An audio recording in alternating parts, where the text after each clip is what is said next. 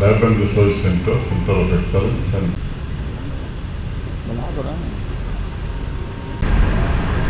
इस national seminar में आज आपके बीच उपस्थित होकर मुझे अत्यंत प्रसन्नता का अनुभव हो रहा है। शिक्षा की वैश्विक राजधानी काशी में राष्ट्रीय शिक्षा नीति संभावनाओं की तलाश विषय पर चर्चा अपने आप में विश्वविद्यालयों को इससे बाहर निकलने की जरूरत कभी काम नहीं आता है। कितना पाए, get good marks okay, no good marks fine, ये आगे काम नहीं आने वाला है। और इसलिए मुझे लगता है कि हमारे पुराणों में बड़ी बेहतरीन कथा है, और मैं धार्मिक दृष्टिकोण से नहीं कर रहा हूँ। एक कसाई था और वो मानता था कि उसका धर्म जो है वो यही है, कसाई का काम करना। इतनी निष्ठा से, इतनी लगन से अपना धर्म निभाता था कि उसकी निष्ठा को देखते हुए प्रभु ने स्वयं अवतार लिया और उसका उद्धार कर दिया, पार कर दिया। हम लोग सब लोग लटके हुए अभी तक, क्योंकि निष्ठा से हम काम नहीं करते हैं। उसके पास तो कोई डिग्री नहीं थी, तो धर्म निष्ठा से निभाया, प्रार्थना उसे मान करके चला। तो आप उस स्वधर्म को पहचानिए, उसको निभाइए, और जो साधन आपको मिला है उस पर चलते रहिए, सिद्धि निश्चित रूप से होती है। योगी की यात्रा जिस तरह होती है उसको सिद्धियाँ प्राप्त होती हैं, लेकिन आपको पता चलिए, आपको ध्यान रखिए, कोलैबोरेटिव प्रोजेक्ट में, ये जो कोलैबोरेटिव प्रोजेक्ट है कॉम्पिटिटिव नहीं होते हैं। 5, 6, 7, 8 लोग और छोटी समस्या का एक ही दिन में पूरी दुनिया बदलने का संकल्प नहीं था। महात्मा गांधी काशी विद्यापीठ में पढ़ते हैं, समाज की एक छोटी समस्या को आप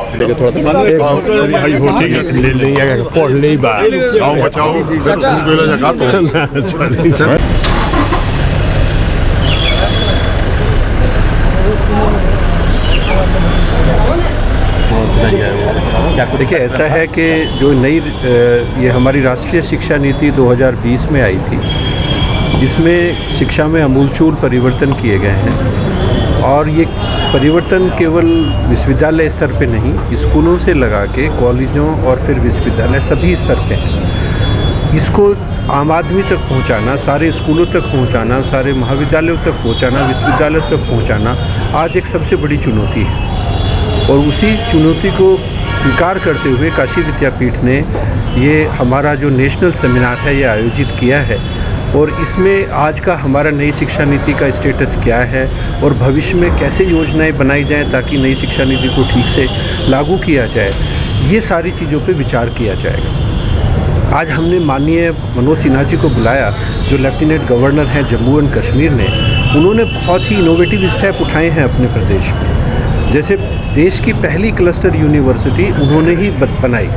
वो बेसिकली ऐसे प्रशासक हैं जिनका बैकग्राउंड जो है वो एकेडमिक है, अच्छे इंस्टीट्यूशन BHU से जुड़े रहे हैं, छात्र राजनीति भी की है, और उसके साथ ही साथ अब इतने अच्छे पद पे हैं। और उन्होंने सामाजिक दृष्टि से, प्रशासनिक दृष्टि से और शैक्षणिक दृष्टि से, तीनों दृष्टि से प्रदेश में नए नए इनोवेशंस किए हैं। तो उन्हीं चीज़ों को जानने के लिए कि वो सब चीज़ें हमारे प्रदेश में, हमारी यूनिवर्सिटी में कैसे लागू की जाए, हमने माननीय को आमंत्रित किया था। पुस्तक विमोचन भी हुआ है। हाँ, उसके साथ ही साथ यहाँ पे 2 चीज़ें और भी हमने साथ में महत्वपूर्ण रखी, क्योंकि एक स्मारिका हमने इसके लिए बनाई है। उस स्मारिका का विमोचन भी माननीय से करवाया है। बेसिकली मकसद वही है कि अच्छे एकेडमिशियन और अच्छे प्रशासक को विश्वविद्यालय में लाके अपने बच्चों, अपने अध्यापकों को उत्साहित करना और जो नई शिक्षा नीति है उसके सही स्वरूप को जनमानस तक पहुंचाना, यही एक ऐसा उद्देश्य था जिसमें हमने हमारे दोनों गणमान्य अतिथि, जिनमें मनोज सिन्हा जी एक हमारे रहे, दूसरे प्रोफेसर वर्मा जी हैं जो कि NIT इलाहाबाद के डायरेक्टर हैं, उनको भी बुलाया।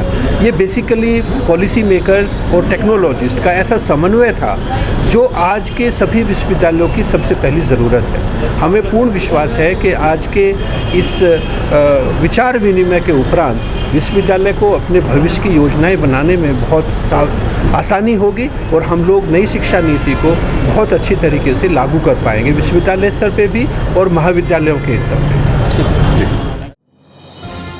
डिजिटल इंडिया का digital new platform live VNS पिछले 7 वर्षों से बनारस की सेवा में। पाइए बनारस के कोने कोने की खबर निष्पक्षता के साथ। लाइव VNS से बनारस की ताज़ा तरीन खबरों के लिए प्ले स्टोर से डाउनलोड कीजिए लाइव VNS ऐप या फॉलो कीजिए लाइव VNS को सोशल मीडिया पर।